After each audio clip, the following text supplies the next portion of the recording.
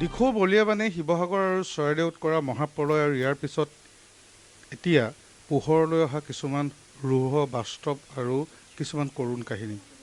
মই বৰ্তমান উপস্থিত আছোঁ শিৱসাগৰ জিলাৰ চাউলকৰা গাঁও পঞ্চায়তৰ অধীনৰ মলীয়াভেটা গাঁৱত। আৰু এই মলীয়াভেটা গাঁৱত বানৰ যি তাণ্ডৱ আছিল, সেই বানৰ তাণ্ডৱ মই এই মুহূৰ্তত দেখুৱাম যে এই মলীয়াভেটা গাঁও এতিয়াও বানৰ পৰা মুক্ত হোৱা নাই। কাৰণ দৰিকা নদীৰ যি বাঢ়নী পানী, এই বাঢ়নী পানী এতিয়াও ইয়াত আবদ্ধ হৈ আছে। ৮০টাকৈ পৰিয়াল, এই ৮০টা পৰিয়ালে কৃষিজীৱী, আৰু এই ৮০টা পৰিয়াল এতিয়াও বাহিৰলৈ ওলাই যাব পৰা যিটো পৰিৱেশ, সেই পৰিৱেশটো নাই।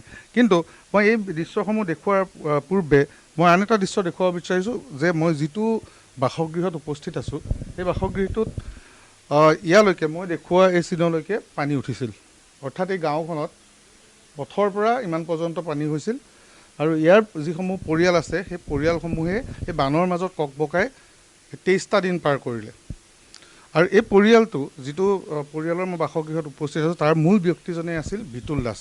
কিন্তু কিমান দুখৰ বিষয়, মই দুটা কণমানি ল'ৰা ছোৱালী দেখুৱাইছোঁ, এটা কণমানি আৰু এগৰাকী যুৱতী, লগত আছে এগৰাকী মহিলা। বিতুল দাস নামৰ এইগৰাকী ব্যক্তিৰ আজি ৫টা দিন পূৰ্বে এই বানৰ যি তাণ্ডৱ, সেই তাণ্ডৱৰ মাজতে মৃত্যু হ'ল। কিমান দুখৰ কথা যে এই মহিলাগৰাকীয়ে নিজৰ স্বামীক শেষ মুহূৰ্তত দেখিবলৈ নাপালে। কাৰণ বানৰ বাবে তেওঁলোকে যি সৎকাৰ কৰিব লাগে, মৃতকৰ সৎকাৰ, সেই সৎকাৰ ইয়ালৈ আনি কৰিব নোৱাৰিলে, বাহিৰতে কৰিব লগা হ'ল। এতিয়া এনে এটা পৰিস্থিতি যে তেওঁৰ স্বামীৰ যি শ্ৰাদ্ধ বা যিখিনি ৰীতি নীতি বা নীতি নিয়ম মৃতকৰ ক্ষেত্ৰত কৰিব লাগে, সেইখিনি কিন্তু এতিয়ালৈকে কৰিব পৰা হোৱা নাই। বাসগৃহটোৰ অৱস্থা দেখিলেই বুজি পাব, মাত্ৰ ৩টা কোঠালি, এই ৩টা কোঠালিৰ এটা ঘৰ। আৰু যিজন মূল ব্যক্তি, ইতিমধ্যে তেওঁৰ মৃত্যু হ'ল, বিতুল দাস। বিতুল দাসে সামান্য দিন হাজিৰা কৰি তেওঁ এই পৰিয়ালটো চলাই নিছিল।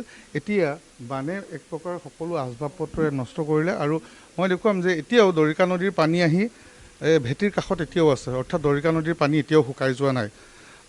গতিকে এই দৃশ্যবোৰ দেখিলে অনুমান কৰিব পাৰিব যে কি এক ভয়াৱহ পৰিস্থিতিৰ মাজত ৰাইজ এতিয়াও জীয়াই আছে। আৰু শিৱসাগৰ জিলাৰ এই চাউলকৰা পঞ্চায়তৰ অন্তৰ্গত এই মলীয়াভেটা গাঁৱত এতিয়াও বানৰ যি প্ৰলয়, সেই প্ৰলয়ৰ আতংক এতিয়াও কিন্তু শেষ হোৱা নাই। কিন্তু মই সেই পৰিয়ালটোৰ কাষলৈ পুনৰ যাম যে চাওক সকলোৱে, যে বানে ধুৱাই নিয়াৰ পিছত কি এক পৰিৱেশ এই ঠাইবোৰত বা এই অঞ্চলসমূহত সৃষ্টি হৈছে। আজি নিজৰ স্বামীৰ যি মৃত শৰীৰ, সেই মৃত শৰীৰটোৰ শেষ মুহূৰ্তত এইগৰাকী মহিলাই দেখা নাপালে।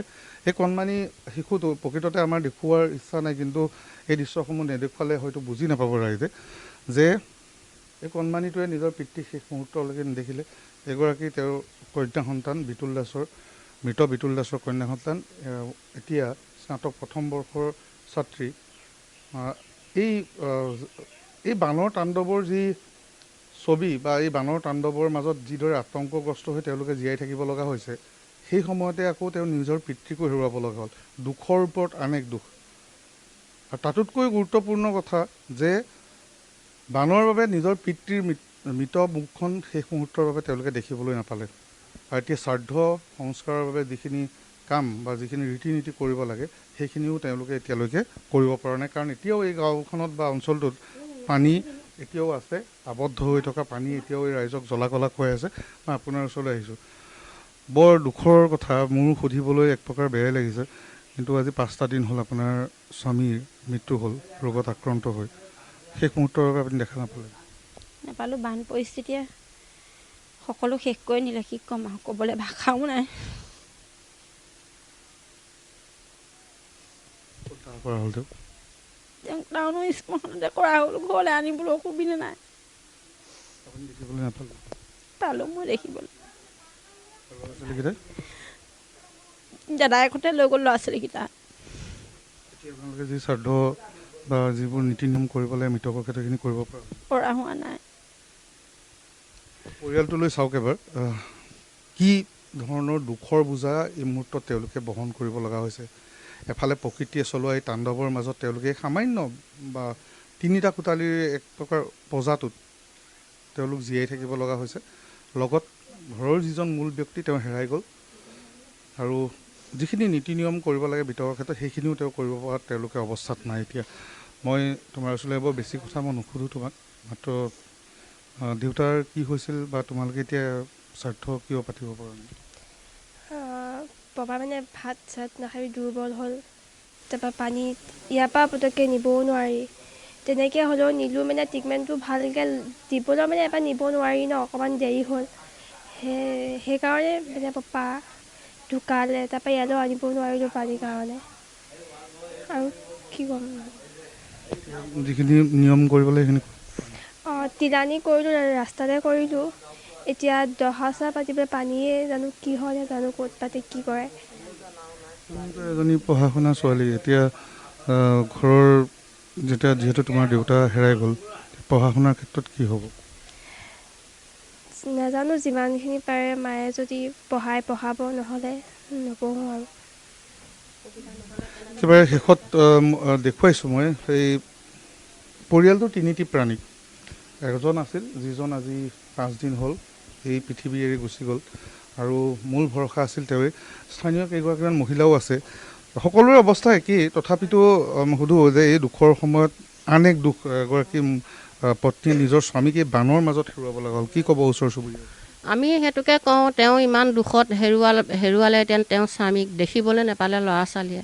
এতিয়া উঠি আহিছে ল'ৰা ছোৱালীক, এতিয়া তেওঁক যোগান দিব লাগিছিলে বাপেক দেউতাকে। এতিয়া দেউতাক নাইকিয়া, এতিয়া কেনেকৈ চলে কি কৰে ল'ৰা ছোৱালীখিনিক আপোনালোকে আহিছে, তাকে অকণমান সুবিধা কৰি উন্নত কৰে বুলি আমি আশা কৰিছোঁ। ধন্যবাদ জনাইছোঁ। আপোনাক শেষত এটা কথা কওঁ, যিটো এককালীন সাহাৰ্য আগবঢ়াইছোঁ 15,000 আপোনাক পালোঁ 15,000। কিন্তু এতিয়া ঘৰৰ পৰিয়ালটোতো আপুনি চলাই নিব লাগিব, সেইটো কেনেকৈ এতিয়া চলাই নিম বুলি ভাবিছে? তেনেকৈ কিবা এটা কৰি চলাই নিব লাগিব। আয়ৰ পথটো বেলেগ নাই? নাই আয়ৰ পথটো বেলেগ একো নাই? নাই। সেইটো মানে এতিয়া নিশ্চিত নহয় আপুনি কি কৰিব এতিয়ালৈকে সিদ্ধান্ত কৰিব পাৰে? নাই। হয়, মই পৰিয়ালটো দেখুৱাইছোঁ। এয়া লোক হ'ল এয়া মৃত বিতুল দাসৰ পৰিয়াল, আৰু 5টা দিন পূৰ্বে ইতিমধ্যে বিতুল দাসৰ মৃত্যু হৈছে ৰোগজনিত কাৰণত, আৰু সৎকাৰৰ বাবে ইয়াত ঠাই নাছিল। অৱশেষত শিৱসাগৰ নগৰতেই সেই ব্যক্তিজনক সৎকাৰ কৰিব লগা হ'ল। আৰু এই বান পৰিস্থিতিৰ মাজত, কিয়নো এই মলীয়া ভেটাত যিহেতু এতিয়াও আবদ্ধ পানী ভৰ্তি হৈ আছে, কোনোমতে পথবোৰ ওলাইছে, কিন্তু যিবোৰ ঘৰ বা বাসগৃহসমূহ এতিয়াও কিন্তু পানীৰ তলত, চৌকাষে পানী এতিয়াও আছে। ঘৰবোৰৰ অৱস্থা নাই, বোকা পানী পলসেৰে ভৰা, আচবাব পত্ৰবোৰ শেষ। তাৰ মাজতেই তেওঁলোকে মৃতকৰ বাবে যিখিনি নিয়মকৰণ কৰিব লাগে সেইখিনি কৰিব লাগিব। আৰু পৰিয়ালটোৱে এতিয়া অনাগত দিনত কিদৰে চলিব তাক লৈও তেওঁলোকে কিন্তু অনিশ্চিত। এগৰাকী শিক্ষিতা যুৱতী আছে, তেওঁ স্নাতক প্ৰথম বৰ্ষৰ, পিতৃক হেৰুৱাই দুখী। বানৰ যি প্ৰলয়, সেই প্ৰলয়ো তেওঁলোকে দেখিলে, আৰু সেই প্ৰলয়ৰ মাজত জীয়াই থাকিব লগা হৈছে। এতিয়া অনাগত ভৱিষ্যতে তেওঁ শিক্ষা জীৱন আগুৱাই নিবনে নিনিয়ে তাক লৈও তেওঁ নিশ্চিত নহয়। গতিকে এই পৰিয়ালটো সহায়ৰ প্ৰয়োজন, আৰু কোনো মানৱদৰ্দী ব্যক্তিয়ে যদি এই পৰিয়ালটো সহায় আগবঢ়ায়, নিশ্চয়কৈ এই উঠি অহা প্ৰজন্মৰ এগৰাকী কন্যা আৰু এজন এই কন্যা আৰু পুত্ৰ, এওঁলোকৰ ভৱিষ্যত জীৱনটো হয়তো ইয়াৰ পৰা কিছু উত্তৰণ ঘটিব পাৰে।